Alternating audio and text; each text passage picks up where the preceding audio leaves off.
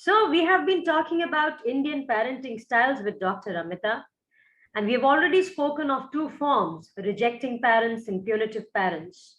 Rejecting parents keep rejecting their parents and keep putting the onus of all the woes they have on their children.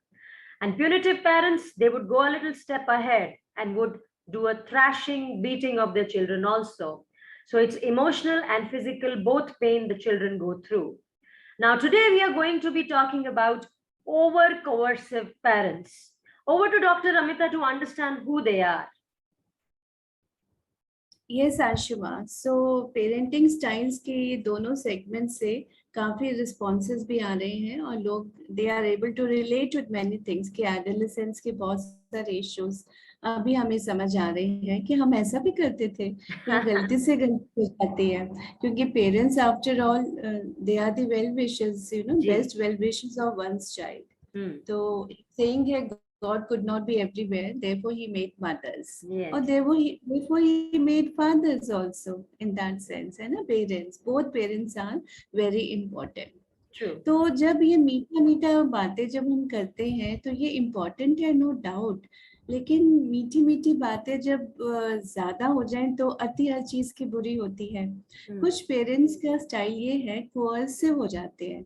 मतलब आशिमा अगर तुम ये करोगी तो कितना अच्छा हो जाए, मुझे बहुत अच्छा लगेगा. पता है मैंने तो यहाँ पर बचपन में मैं सोचती होती थी या सोचता होता था कि मेरी लाइफ ऐसी होती कितना अच्छा होता, अब अगर मेरे बच्चे को ये लाइफ मिले तो मुझे कितना अच्छा लगेगा. सो इस तरह की मीठी मीठी बातें जो करते हैं वो कोअर्सिव पेरेंट्स हो जाते हैं. वो ज्यादा यानी बच्चे की फीलिंग्स, बच्चे के इमोशंस, उसके एम्बिशंस, उसके एप्टीट्यूड, उसका जो डिजायर्स हैं वो हम नजरअंदाज करके हम अपनी डिजायर्स उन पे थोपने की कोशिश करते हैं, all in the name of love, care, attention. You know कि अगर आप मुझे प्यार करते हो ना, मम्मा को प्यार करते हो, but I wanted to be a doctor. मेरे पापा ने मुझे वो सपोर्ट नहीं किया. I am there for you ना, तो तुमको जो बनना है बनो, बन जाओ डॉक्टर. घूम फिर के तो मतलब वो अपनी बात अपने बच्चे पे थोप रहे हैं और प्यार से भी, मगर ये थोड़े क्रिटिकल भी हो जाते हैं डॉक्टर अमिता, थोड़े नैगिंग भी हो जाते हैं. वो देखो उन अंकल का बच्चा कितना अच्छा कर रहा है, ये क्या तुम सारा दिन टीवी में लगे रहते हो, फोन में लगे रहते हो, तुम्हें तो कोई ख्याल ही नहीं है, ना स्पोर्ट्स कर रहे हो ना पढ़ाई कर रहे हो.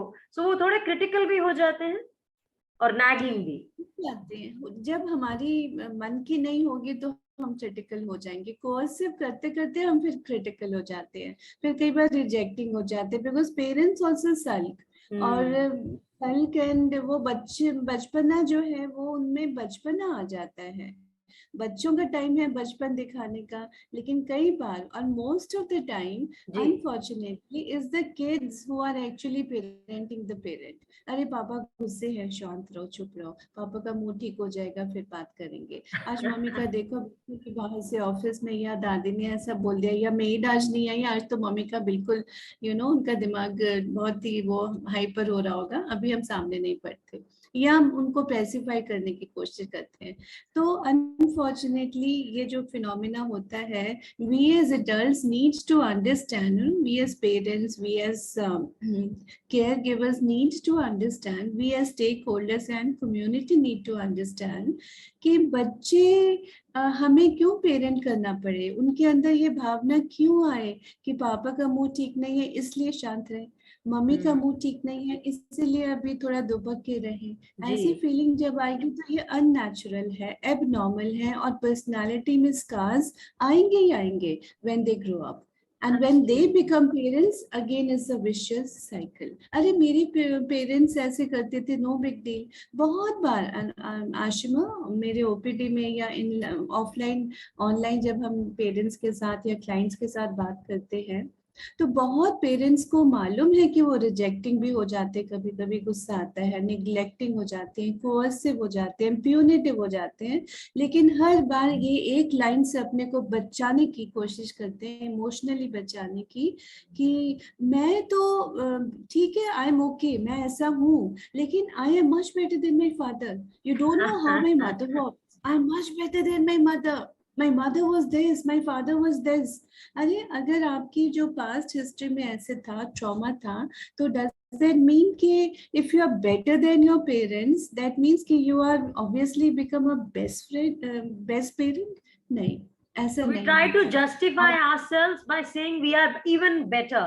If we are not the best, but we are not ready to accept that we are making a mistake and we need to work. हम अपनी गलती को सुधारने की बजाय हम justification देना शुरू कर देते हैं। भाई मेरे माँ बाप तो बहुत खराब थे, मैं तो बेटर हूँ, तो आप बेस्ट क्यों नहीं बन सकते?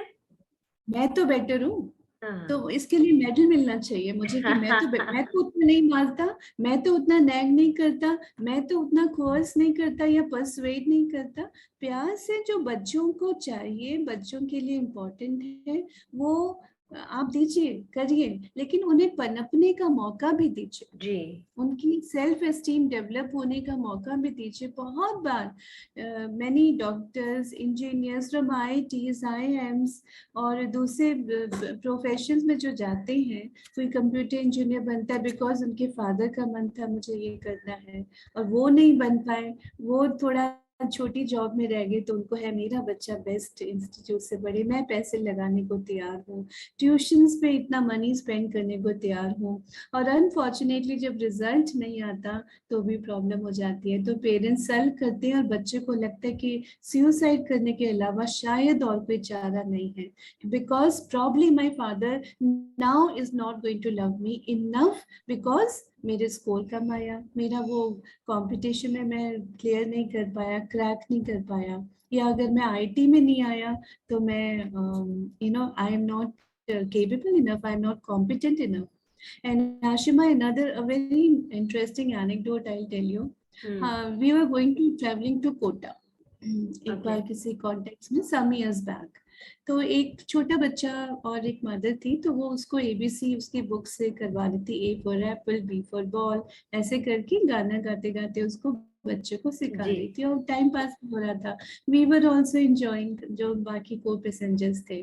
तो जब I for आया ना, जैसे I for, तो एक और लड़का सामने बैठा था, मे बी वो वहाँ कोटा के किसी कॉलेज का होगा, या जो इंस्टीट्यूट्स हैं ये रेजिडेंशियल इंस्टीट्यूट, लाइक जो वहाँ प्रोफेशनल लर्निंग्स होती है सो कॉल्ड। तो उसने बोला I for IIT। हाँ, छोटे से बच्चे को उसने IIT बताया, जिसको अभी A for एप्पल बोलना भी नहीं आता। I for IIT, और सारे लोग क्लैप कर रहे थे, वाह क्या बात कर रहे हैं। बट इसका मतलब है कि हम प्रोग्रामिंग करने की कोशिश कर रहे हैं अपने बच्चों की, instead of letting them grow we are trying to कि भाई हमारा वाला सपना जो है ना हमारा बच्चा पूरा करेगा, ये समझने की। जी, बच्चे अपनी इंडिविजुअलिटी लेके आए हैं, अपना यूनिक सोल लेकर आए हैं, यूनिक सोल कॉन्ट्रैक्ट लेके आए हैं, उनकी अपनी अपनी साइकोलॉजिकल पर्सनालिटी है, फिजिकल पर्सनालिटी है, इमोशनल पर्सनालिटी है, वो भी हमें मद्देनजर रखना है। We can't just ignore them as an individual.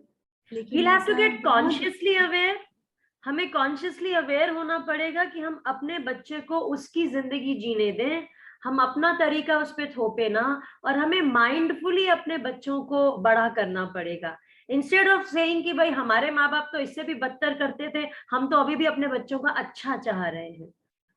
ये एक विडंबना है ना, कि हम समझना ही नहीं चाह रहे हम गलत क्या कर रहे हैं। तो अगर हम सिंपल आज का मैसेज का सेगमेंट का टेक अवे सिर्फ अगर इतना ही हो जाए आशिमा, कि हम बच्चों को जीने का मौका दें उनके तरीके से। बहुत पेरेंट्स कहते हैं अगर हमने छोड़ दिया ना, फिर आपको पता नहीं डॉक्टर ये क्या कर लेगी या क्या कर लेगा, फिर तो ये हमेशा उसमें मोबाइल पे रहेगा, और ये सोशल मीडिया, TV, और उसको ये पता नहीं क्या क्या देखता है, हमें तो पता भी नहीं है आधी बातें, ये क्या क्या कौन कौन से साइट्स खोलता है और किन किन लोगों से बातें करता है। तो आप ट्रस्ट नहीं कर रहे बच्चों को, आप बच्चों को वैल्यू सिखाइए ना। Values are not taught, they are cot.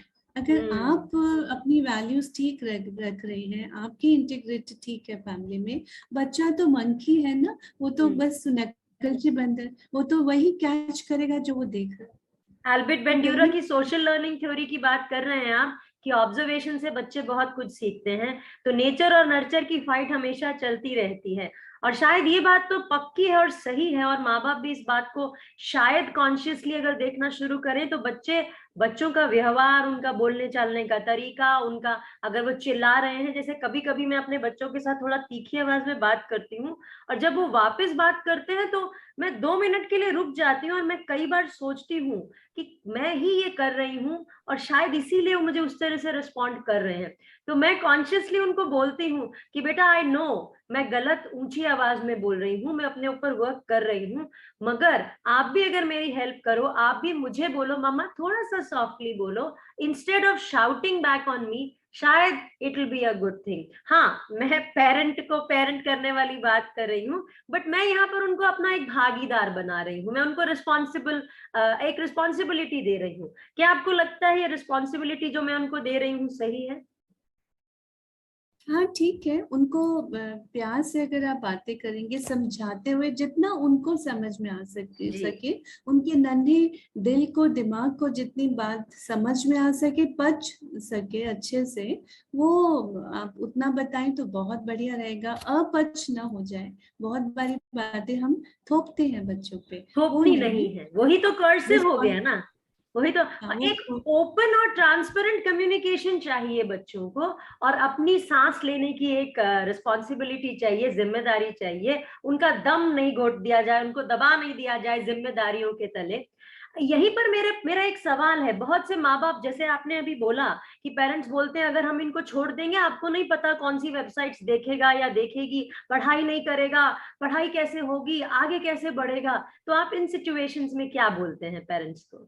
क्योंकि मेरे पास ऐसे बहुत से लोग आते हैं जो बोलते हैं कि हमारा बच्चा पढ़ नहीं रहा है, फोन या तो देना जरूरी है, लैपटॉप तो देना जरूरी है, मगर हम क्या करें, वो तो रील्स देखना शुरू हो जाता है, पढ़ाई नहीं करता है, क्या करें हम, मम्मी बहुत चिल्लाती है उसकी, पापा बोलते हैं ये, मैं उसको प्यार से समझाता हूँ मगर प्यार से भी नहीं समझता है, टीचर बोलता है बेटे पहले पढ़ाई कर लो, पापा मम्मी तुम्हें 1 घंटा टीवी देंगे या फोन देंगे, उसको वो भी समझ नहीं आता है। इसका आंसर मैं कल ही बात कर रही थी जी नाइट में किसी एडोलेसेंट बच्चे से।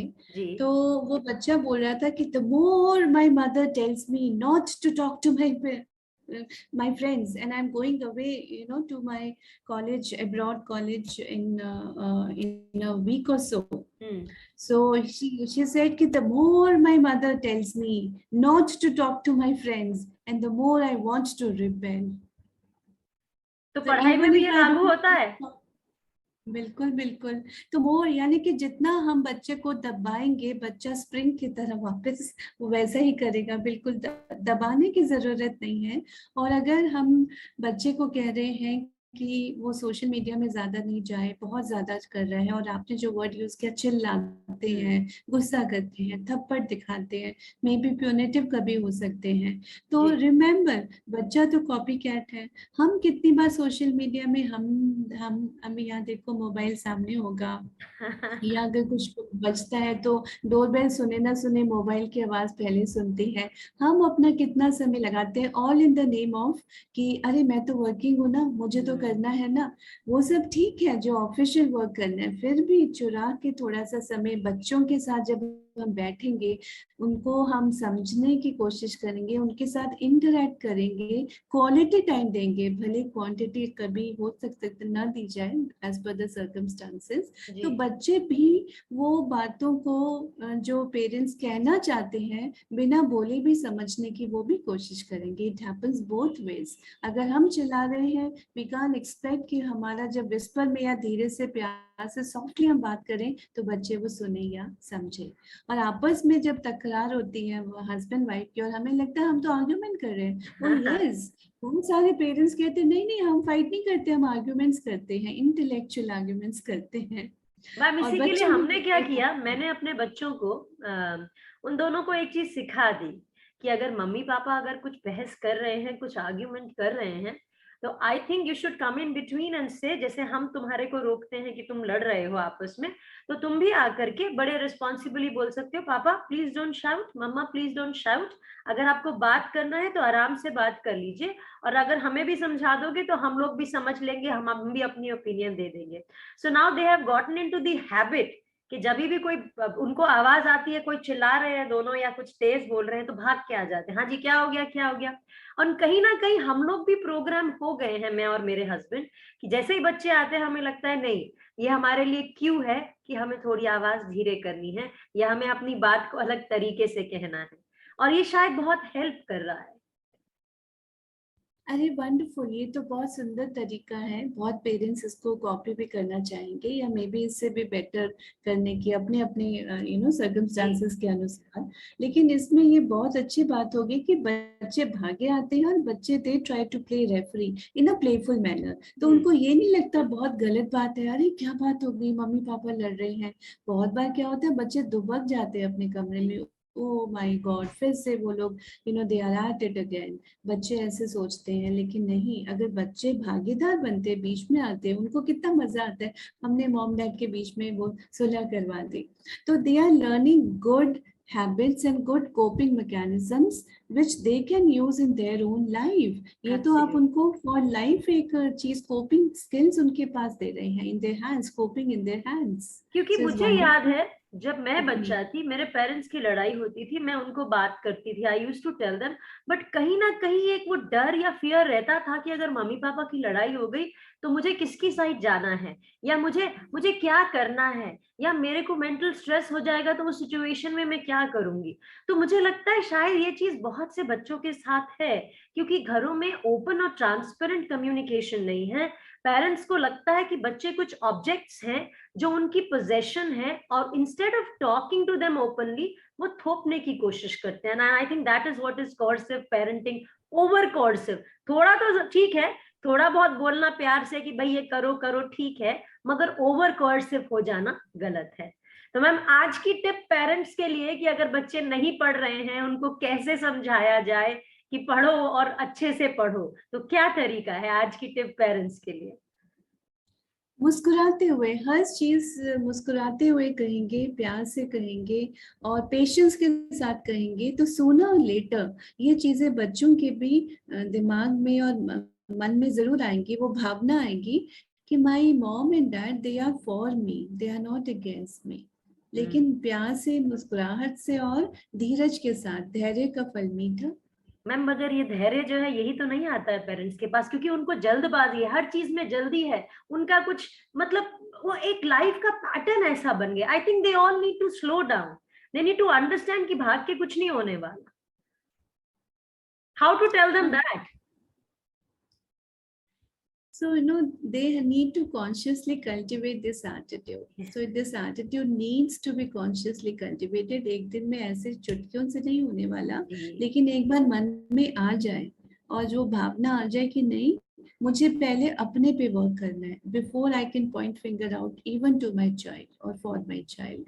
तो जब हम एज अडल्ट हम अपने पे वर्क करेंगे, बच्चा हमें देखेगा चेंजेस लाते हुए, तो बच्चा भी कॉपी कैट है, बच्चा भी तो अपने में चेंजेस लाने की कोशिश करेगा। True. और जब हम उसको जो भी हम चाहते हैं उससे उसे कन्विंस कराने के लिए उसको थोड़ी सी कुछ उसकी वो बातें जो भाषा में वो समझ सके, अदरवाइज वो सेइंग है ना, a man convinced against his will is of the same opinion still, है ना।